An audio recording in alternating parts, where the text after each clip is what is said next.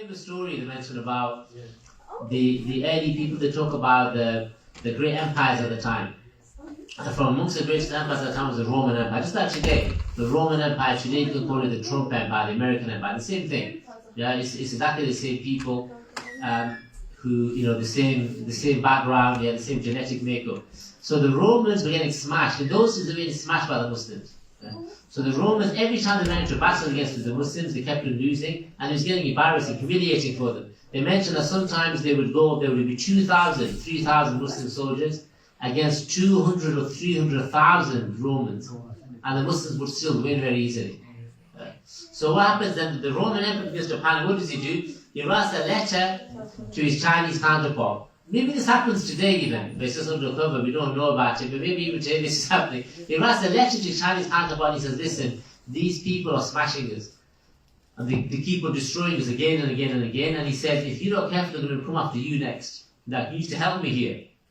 This is how it is with these elites. And we were just discussing this earlier. We said about this, all the stuff that's coming out now with all these files and, the demonic things. Like all these elites, they're all linked. So if the Roman Empire is under threat, the Chinese Empire is also under threat. Don't think they're separate. And the people of power understand this. One goes down, we all go down. So the Chinese Emperor says, listen, calm down. He says, this is what you need to do. He says, go and find out what they're doing. Like, if you defeat your enemy, you have to know what their strength, what their skill is. So he goes, go and find out what they're doing. So the Roman Emperor, he sends spies. He sends spies into the Muslim camp to see what they're doing. So they go there, they're there for a night or two, and then they come back. And he says, what did you see? And he says, we saw people, when night time would come, they would have these fires, they would sit around these fires, humming and reciting a book. And all night, it was right from as soon as it got dark, up until the morning, all they would do the whole time was they would be reciting a book. And he goes, and then when daytime would come, they would fight over each other to be the first one to serve their brother.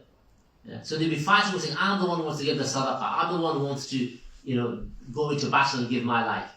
So this is what happens. So anyway, so this is the feedback. So then the Roman Emperor goes back to the Chinese Emperor and says, okay, I did what you told me to do. These are these people. What should I do now? The Chinese Emperor says to him, he says, you will never defeat these people. Because as long as they have these two key qualities, you will never defeat them. They have the Quran at night, and they are serving their fellow Muslim by day. Because you could send mountains against these people, they'll demolish the mountains and carry on. They're undefeatable. These people are undefeatable. So then he says, okay, what do you want me to do? This is a famous conversation back and forth between these two great emperors. He says, what do you want me to do then? Just roll over and die? He says, no, there is something you can do. Because what's that? He says, you have to distract them with something else. That's it. What do we do now in our nights? Which one of us now in our nights spends 5, 6, 7 hours reciting the Quran? No. But how much of us spend 5, 6 hours in entertainment at night? That's probably fairly common. Or at least 2 or 3 hours, 3 or 4 hours. Yeah. Big difference. That's what they've done.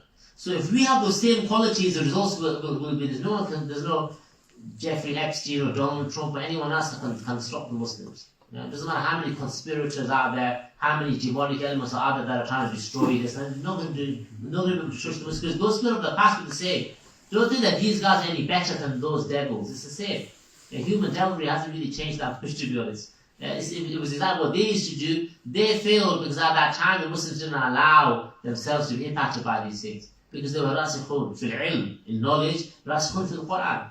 The Quran was what they lived and breathed. Look at the early people, how many of them they would recite the entire Quran in one rakah? The entire Quran was Fudail bin Iyad, they talk about him. Imam Abu Hanif, they talk about him. Uthman ibn Affan, they talk about him. Sufyan ibn Uyayna, they talk about all of these get called the Rijalul Layl, the men of the night. But when we say men, you don't mean biological men, we mean people are spiritual, because they are Rabi al-Adawi as well.